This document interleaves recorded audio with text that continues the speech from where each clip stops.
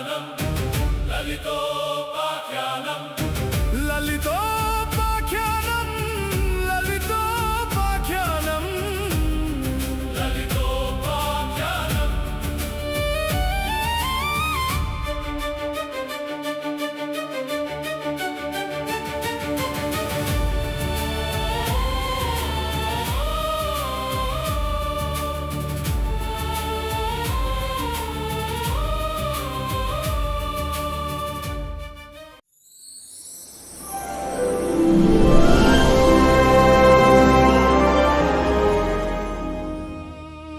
Agastya, after Shiva gave his word, Kailash became silent.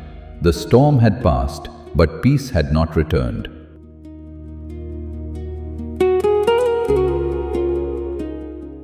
Nandi stepped forward with a heavy heart.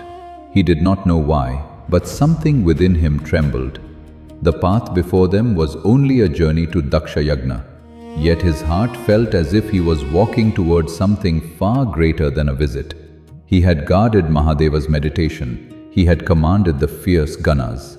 He had stood unshaken before battles, storms, demons, and celestial dangers. But this moment wounded him in a way no battle ever had. Nandi wanted to ask Ma Sati Devi, like a son, not to go to Prajapati Daksha's Yagna.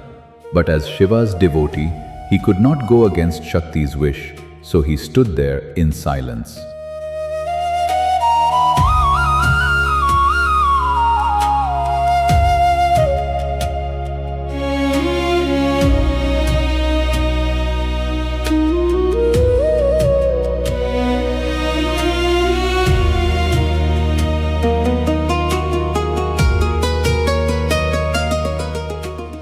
Shiva's final warning echoed in her heart that wherever Shakti is insulted, Rudra will awaken.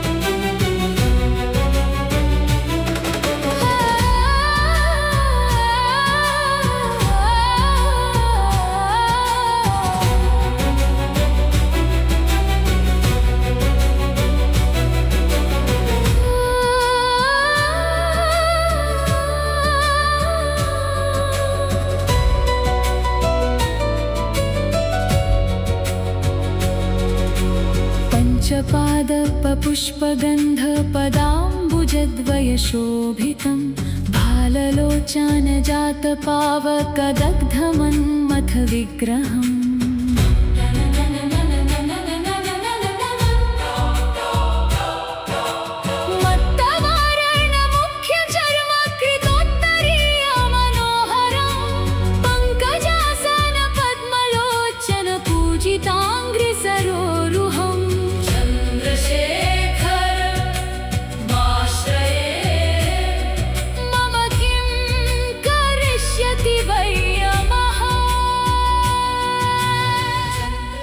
Far away, Daksha's city shone with royal pride. Its walls were high, its gates were decorated, flags moved in the wind. Priests, kings, sages, celestial beings, and guards filled the streets.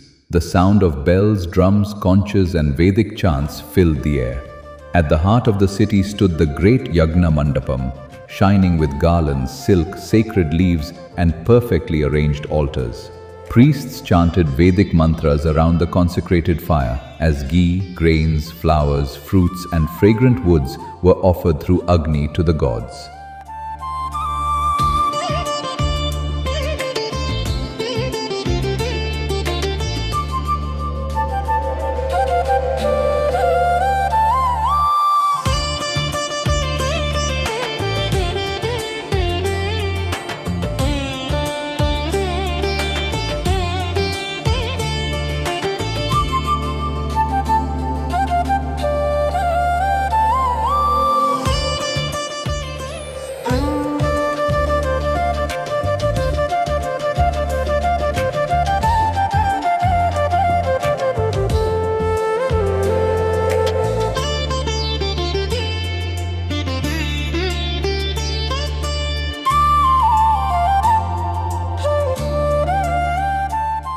Prasuti and her daughters gently asked Daksha to invite Ma Sati and Lord Shiva, saying the Mahayaga would feel complete only when their own daughter and son-in-law were honored.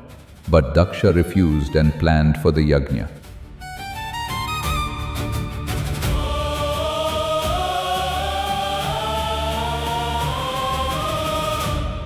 Lalithopakhyanam, Lalithopakhyanam, Lalithopakhyanam. But Agastya, a yajna without humility becomes only display. Even perfect mantras and perfect rituals lose their sanctity when pride sits at the center.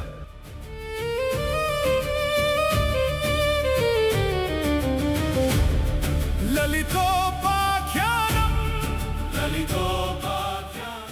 Lord Brahma, the four-faced god of creation, the one from whom the Vedas flowed, stepped into the hall with quiet majesty along with Devi Saraswati, the radiant mother of wisdom, music, speech, and sacred knowledge, whose veena carries the grace of divine learning.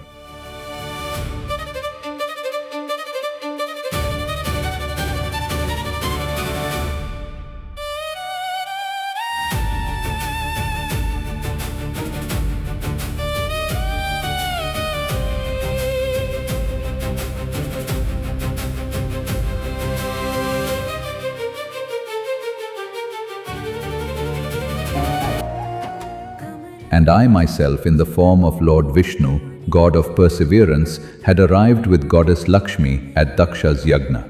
लोकपते विजयी भव वेङ्कटशैलपते सचतुर्मुख षण्मुख पञ्चमुख प्रमुखाखिल दैवतमौलिमणे शरणागत वत्सल सारनिधे परिपालय मां वृषशैलपते अतिवेलतया तव दुर्विषहैरनुवेल कृतैरपराधशतैर्भरितं त्वरितं वृषशैलपते परया कृपया परिपाहि हरे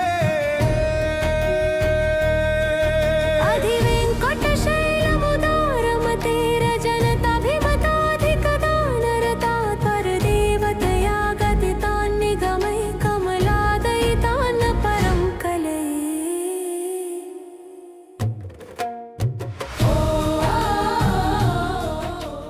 Kashyapa is the supreme Brahma Rishi and Daksha's most powerful son-in-law, the father of all, who fathered the gods, demons, and every species. His character is one of immense spiritual austerity and balance. Yet, his presence was the ultimate fuel for Daksha's ego. Aditi, the eldest daughter of Daksha and the personification of the infinite. She is the mother of the 12 Adityas, the gods of light. Her character is pure, boundless, and auspicious. And through her, Daksha claimed the right to be the patriarch of the celestial heavens.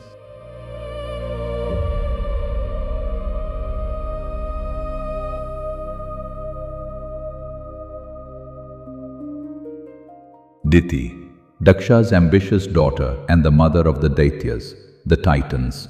She represents the pursuit of power and material dominance. Her character is fierce and determined, and through her, Daksha ensured that even the forces of the underworld and the shadows were bound to his lineage. Consider this, Agastya. Daksha stood at the center of a web, where sage Kashyapa was the weaver, and Aditi and Diti were the threads. Between these two sisters, the entire dual nature of the universe, light and dark, god and demon, was born. Daksha looked upon them and thought, if both the protector of the world and its challenger call me father, who in existence can dare to ignore my invitation? This, my dear sage, was the height of his delusion. Maharishi Dadhichi, the sage whose spirit is so pure, it became a sanctuary for the weapons of the gods. As the sovereign of this great sacrifice, it is his hand that guides the sacred flames and his wisdom that summon the heavens to Daksha's gates. In his presence, fire does not burn, it obeys, and the weight of the universe is held within the stillness of his soul. Behold the master of the yagna, the keeper of the lightning, and the protector of the eternal law. Agastya, the sacred fire leaps in salutation for Maharishi Bhrigu. son of Brahma and brother of Daksha. He is the master of time and destiny, whose Bhrigu Samhita knows every soul's breath, and whose Sanjeevani conquers death. The only mortal to have touched the chest of the Trinity, he comes now to command this yagna. When Bhrigu enters, even the gods descend to find their seats.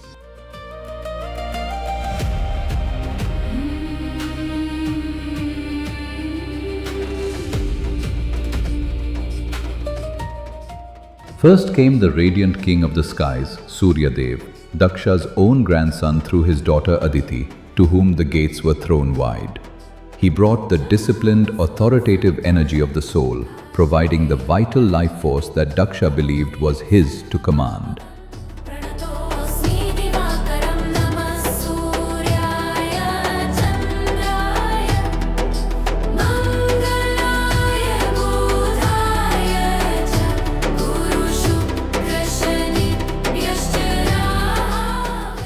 Then arrived the nurturing Chandra, Daksha's son-in-law and husband to 27 of his daughters, the Nakshatras. Governing the mind and emotions, he walked with a calm grace. With a thunderous stride came the fierce warrior Mangala, born of the sweat of Shiva, Daksha's estranged son-in-law. He brought the energy of ambition and physical strength, a competitive spirit that Daksha sought to harness for his own glory. Next was the youthful Buddha, the great-grandson of Daksha and son of Chandra, welcomed with the honors due to a prince. He brought the gift of wit and intelligence, managing the complex communications of the ritual with his sharp, logical mind. The gates parted for the benevolent Guru, Brihaspati, a peer to Daksha, as both were mind-born sons of Brahma. As the righteous teacher of the gods, he brought wisdom and good fortune. Then came Shukra, the diplomatic grandson of Daksha through his daughter Khyati, moving with an air of refined charm. He governed the beauty and material comforts of the gathering, bringing harmony and artistic grace to the opulent sacrificial halls. A chill wind marked the arrival of Shani, the stern lord of karma, and Daksha's great-grandson through the lineage of Surya. A patient and ascetic teacher, he watched in silence, representing the discipline and inevitable justice. Rahu, Ketu, the shadow planets. They are the great-grandsons from the lineage of Diti, the daughter of Daksha. By the grace of Rahu, we obtain foreign travel and sudden fortune. By the grace of Ketu, we obtain wisdom, spiritual progress, detachment, and liberation.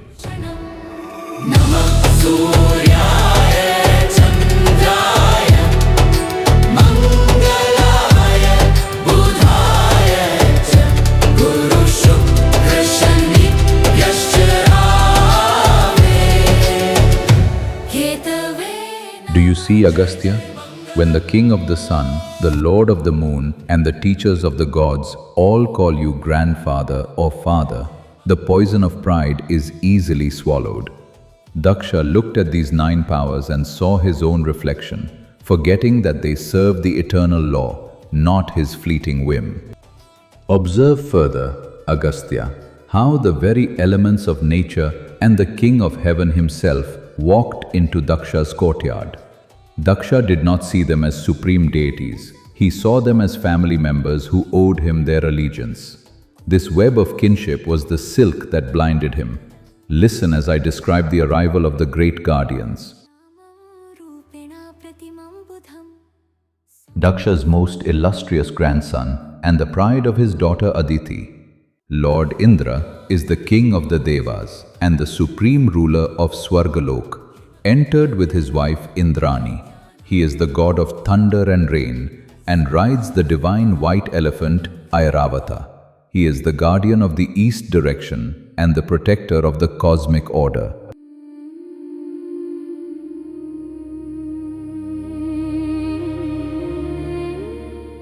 Varuna Deva, the vast lord of the cosmic waters and moral law. He is Daksha's grandson through Aditi, arriving with the majesty of the deep seas. He is the mysterious and all-seeing judge of the heavens, whose waters were summoned to sanctify the very ground Daksha walked upon.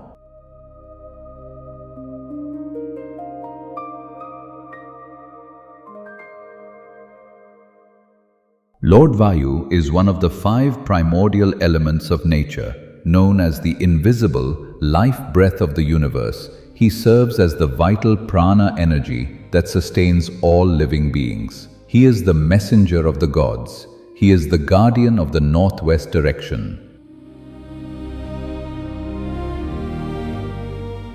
Agni Deva, the sacred messenger who carries the yagna's offerings. He is Daksha's son-in-law and the husband to his daughter Swaha. He is the pure, consuming force of transformation, whose presence convinced Daksha that even the divine fire was domestic.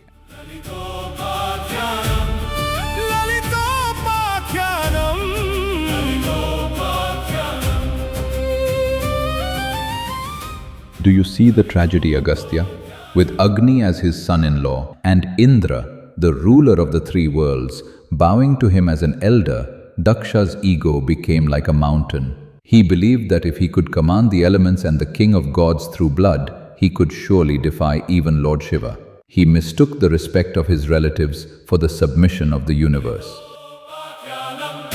Lalithopakhyanam, Lalithopakhyanam, Lalithopakhyanam. This was Daksha's pride. He did not first insult Shiva with words. He insulted him with absence.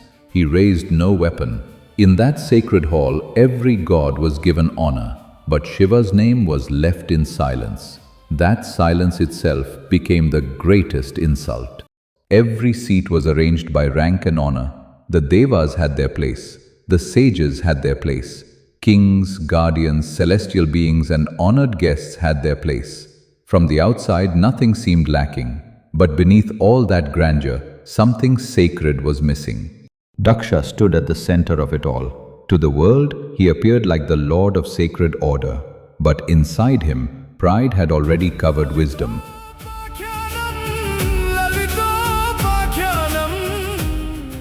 The great sages had gathered.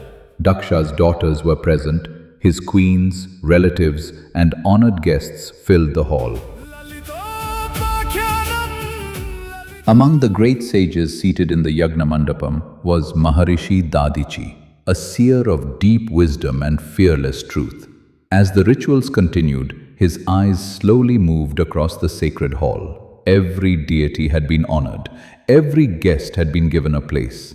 Every seat had been arranged according to rank and status. But there was no seat for Shiva. No sacred offering had been set aside for Mahadeva.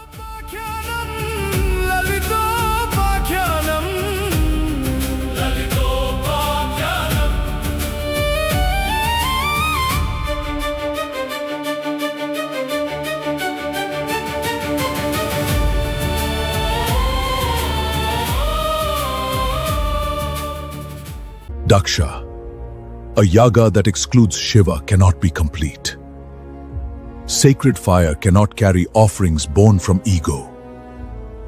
Where Mahadeva is dishonored, no ritual can remain pure. This is my yaga. Those who are worthy have been honored. Those who reject orders need no seat here.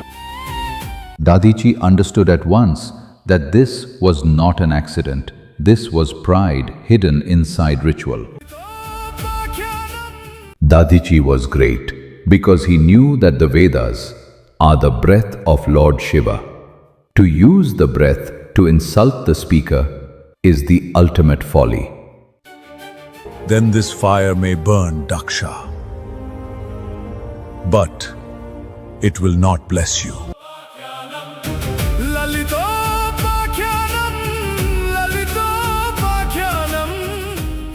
Let the weak depart.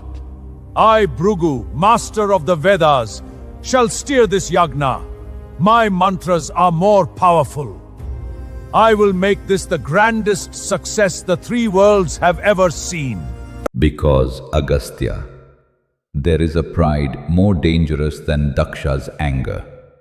It is the pride of the scholar. As soon as Dadichi left, Bhrigu stood tall, his eyes burning with a cold fire. Look at that threshold, Agastya. There the great sage Dadichi has just walked away, shaking the dust of this place from his feet. He was the first to see the truth, that a yagna without Shiva is not a sacrifice, but a graveyard of vanity.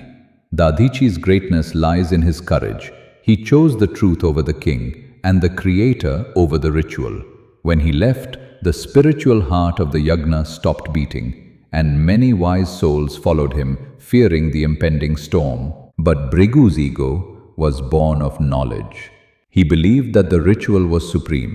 He thought that if the mantras were chanted correctly and the ghee was poured perfectly, the results must follow.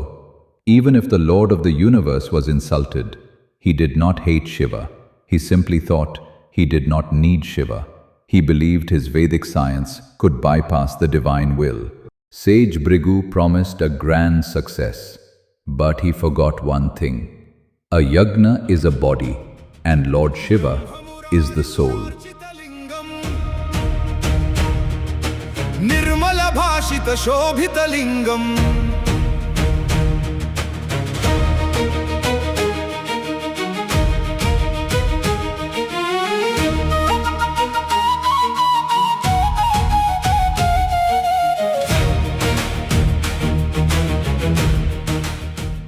Sati has come. Daksha's daughter has come. Shiva's beloved has come. Dukkha vinashakalingam. Tat pranamami sada shivalingam. Sada shivalingam. Janmaja dukkha vinashakalingam. Tat pranamami sada shivalingam. Tat pranamami sada shivalingam. Deva muni pravararchitalingam. Kamadaham karunakaralingam.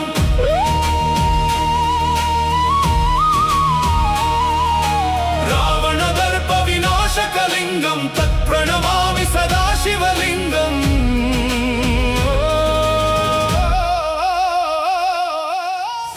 Then her eyes searched a place for Shiva.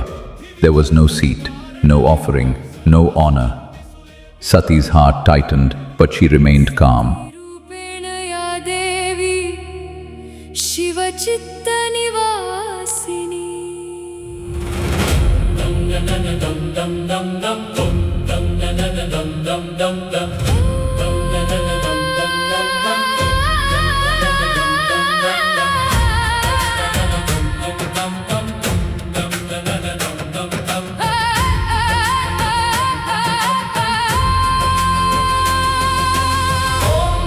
Sati Devi hum phat. प्रज्वलित यज्ञ कुंड प्रदीप्ताय स्वाहा Adi Shakti, Mahashakti. शंभोर्धांगिनी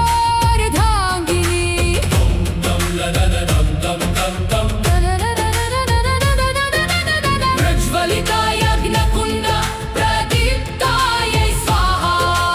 Adi Shakti, Mahashakti.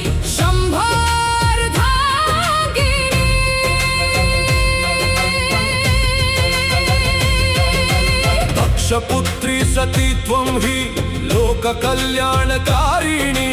Yogagnina Tanum Tyaktva Shiva Shakti Prabodhini. अतुलित तेज पुंजायै महादेवायै नमो नमः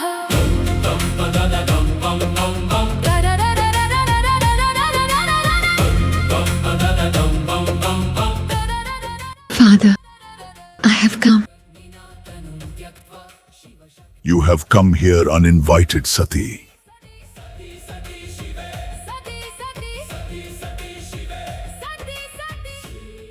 I did not come as a stranger. I came as your daughter. The daughter who chose Shiva has already chose her place.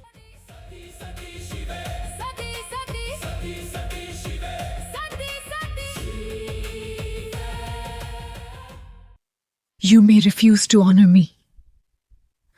But why has Mahadeva been dishonored in this yaga? Mahadeva? He wanders in cremation grounds. He wears ashes. He sits with ghosts and gannas. He rejects royal ways. Why should such a one be honored in my sacred yagya? You speak of him as great. I see only one who has no place in civilized order. You see ashes, but you do not see eternity. You see serpents, but you do not see fearlessness. You see the cremation ground, but you do not see the truth that all pride ends there.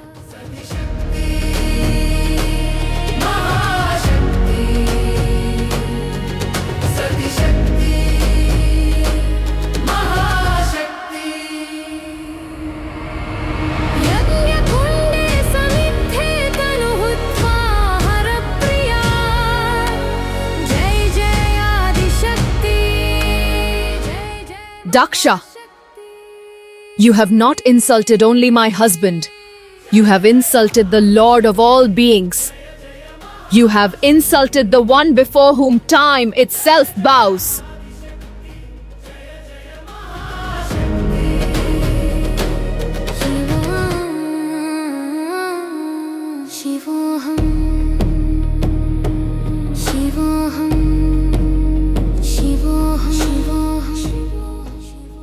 I came here as your daughter. I hope to find a father. But today, I see only pride sitting on a throne. Let all gathered here witness this truth.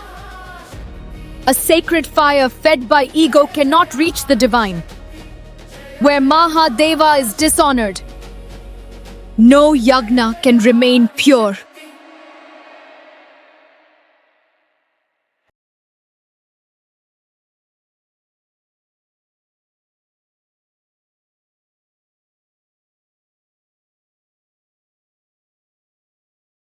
This body was born from Daksha. I will not carry it any longer. My soul belongs to Mahadeva. My truth is Shakti.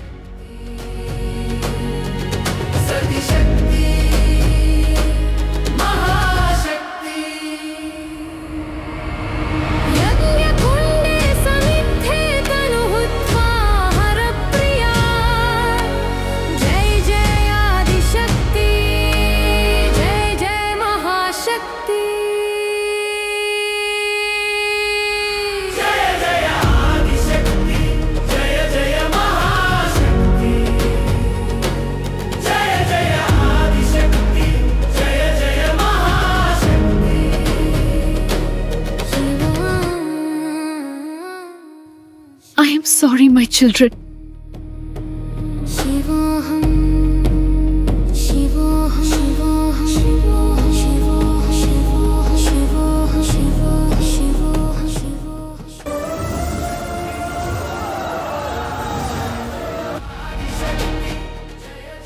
I am sorry, my children.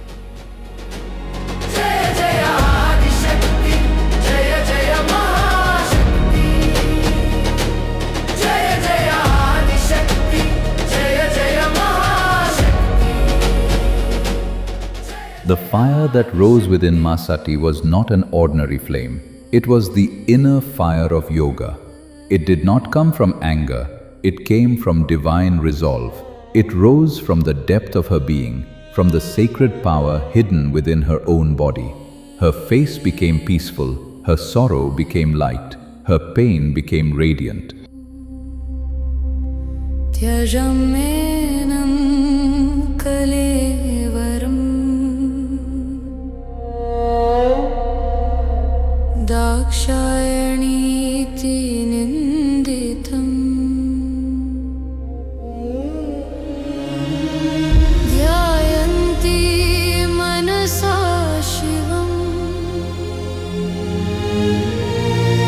Shuddhena jyotisha-swakam. Within that sacred and terrible moment, Sati remembered Lord Shiva, his love and the silence of Kailash. She remembered his warning, his eyes filled with the pain of letting her go, and from the deepest chamber of her heart, she offered her final remembrance to Mahadeva. Shivoham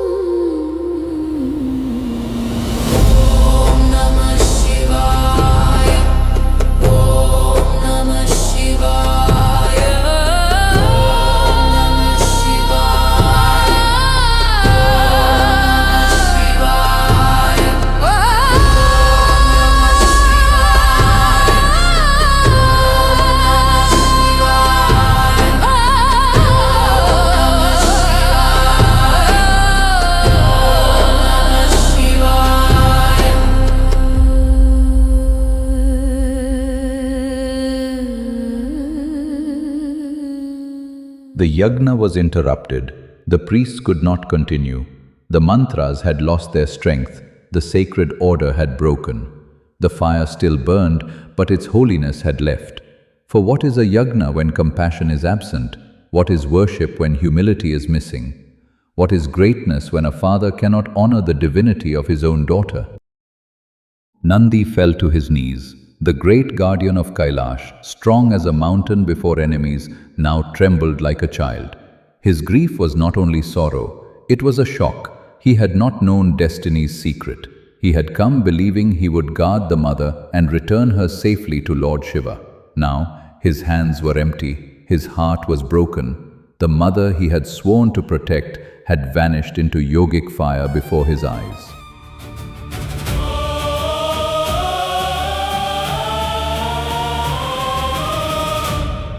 Lalithopakhyanam, Daksha, you filled this yagna with gold, mantras, priests, kings, and gods. But you left out the one who gives life to all of them. You called this a grand sacrifice, but what did you sacrifice? Not your pride, not your anger, not your hatred. You sacrificed your own daughter. So hear the curse of Nandi, servant of Mahadeva, son of the mother you destroyed. The head that refused to bow before Shiva shall not remain on your body.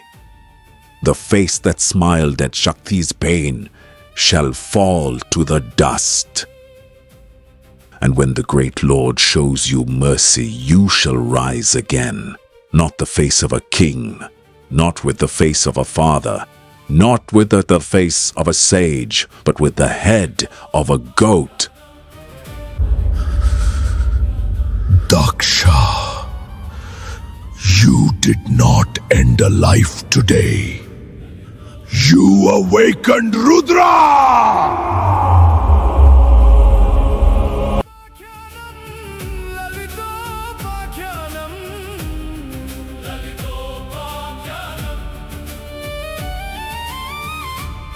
நாம் கண்டோம். அடுத்த பகுதியில் இந்த மர்மம் இன்னும் ஆழமாகும். தேவர்கள் அனைவரும் எங்கே செல்கிறார்கள் என்பதை சதி தேவி அறிந்து கொள்வாள்.